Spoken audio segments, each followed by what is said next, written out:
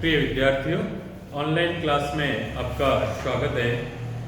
ये प्रथम वर्ष के इतिहास प्रथम प्रश्न के टॉपिक जिसके बारे में आज चर्चा करेंगे वो है मौर्य प्रशासन।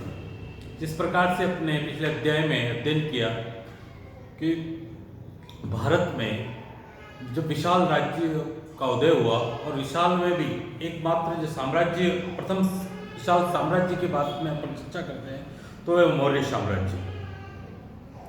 तो मौर्य साम्राज्य प्राचीन भारतीय इतिहास का एक महत्वपूर्ण साम्राज्य था और एक विशाल साम्राज्य के रूप में हम उसको देखते हैं, जहाँ हिंदुकुश पर्वत उत्तर पश्चिम में हिंदुकुश पर्वतमाला से लेकर पूर्व में बंगाल तक और उत्तर में हिमालय से लेकर दक्षिण में सुदूर दक्षिण यानी चेर चोल और पांड्य राज्य को छोड़कर संपूर्ण भारतीय उपमहाद्वीप पर यह साम्राज्य स्थापित था। तो एक ऐसे विशाल साम्राज्य का प्रशासन किस प्रकार से किया जाएगा, ये बहुत ही महत्वपूर्ण जानकारी के लिए भी महत्वपूर्ण है और समझने के लिए महत्वपूर्ण है, क्योंकि उस समय इस तरह के संसाधन नहीं थे।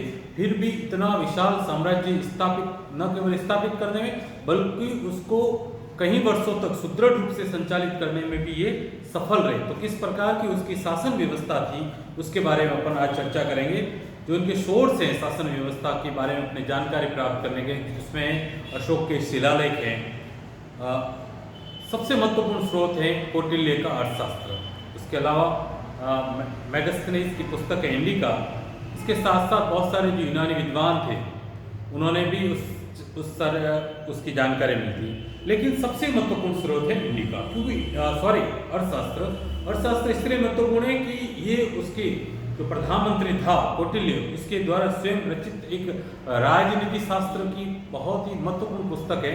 और ऐसा माना जाता है कि ये पुस्तक या तो इसके सिद्धांतों के अनुसार या इसमें जिस प्रकार की बातें लिखी गई है या जिस प्रकार की शासन व्यवस्था को माना गया उसी रूप से मौर्य शासन संचालित था, या फिर मौर्य शासन जिस प्रकार से संचालित था उसके अनुरूप ये पुस्तक, तो दोनों ही एक दूसरे से पर्यायवाची के रूप में है। तो ये अर्थशास्त्र या कौटिल्य की जो राज प्रबंध है वो हमारी जानकारी के महत्वपूर्ण सोर्सेज के रूप में मानी जाती है।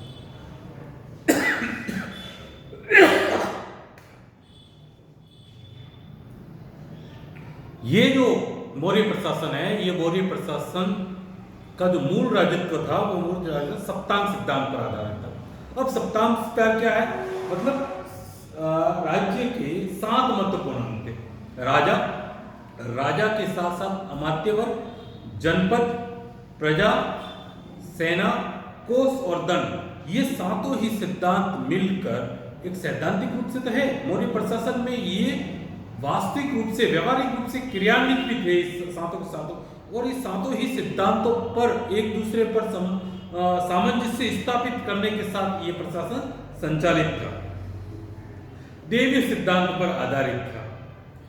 और इस राजत्व का सबसे महत्वपूर्ण आधार था कि राजा निरंकुश था, बहुत सारी शक्तियां उसमें समाहित थी, लेकिन स्वेच्छाधारी नहीं था, यानी प्रजा के हित को ही महत्वपूर्ण माना गया है।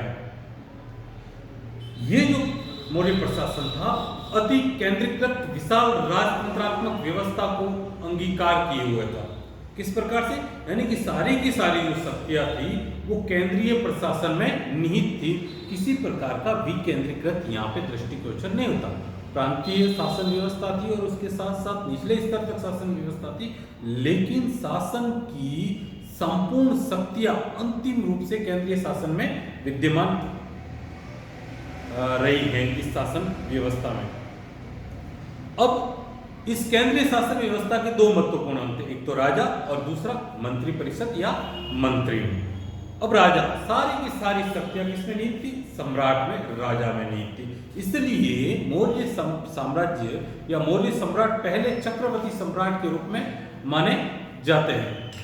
किस प्रकार से माना जाता है कि सारी की सारी शक्तियां, न्यायपालिका, व्यवस्थापिका और कार्यपालिका, इन सारी की सारी शक्तियां किसमें निहित थी, राजा में ही निहित थी। इसलिए कौटिल्य कहता है, अर्थशास्त्री कहता है कि राजा योग्य व्यक्ति होना चाहिए। कोई अयोग्य व्यक्ति राजपद को कभी भी शोभित नहीं कर सकता। उसके साथ साथ बहुत सारी योग्यता अर्थशास्त्र में लिखी गई, जैसे उच्च कुल का हो, देवीय शक्तियों से नीत हो, प्रजा को लीडरशिप कर सके, प्रजा को अपनी जननी मानने वाला हो, विवेक युक्त हो, बुद्धि युक्त हो, शक्तिशाली हो।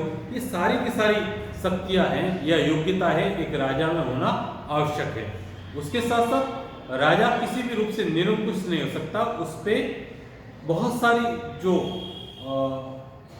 नैतिक मान्यताएं थी वो उस पर आरोपित की गई थी।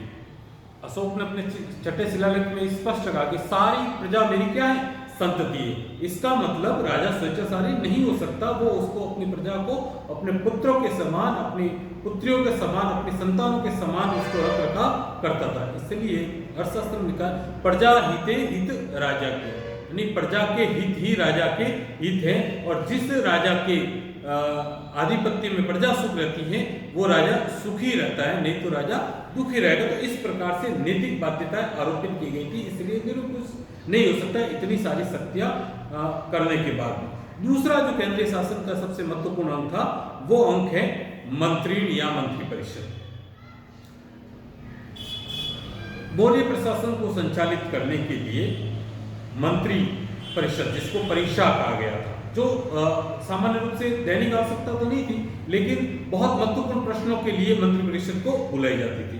एक दूसरा महत्वपूर्ण अंक है वो मंत्री ने, वो दैनिक कार्यों को ही संचालित करने के लिए मंत्री परिषद के कुछ महत्वपूर्ण जो मंत्री होते थे उनको मंत्री में रखा जाता है। यानी उसको और एक विशिष्ट परीक्षा, जिसको शिलालेखों में उपदा परीक्षा कहा गया है, उसके आधार पर, योग्यता के आधार पर मंत्री का क्या होता था, चयन होता था। और वो राजा को अपने दैनिक कार्यों में क्या करता था, सलाह देता था, उनकी सलाह से ही होते थे।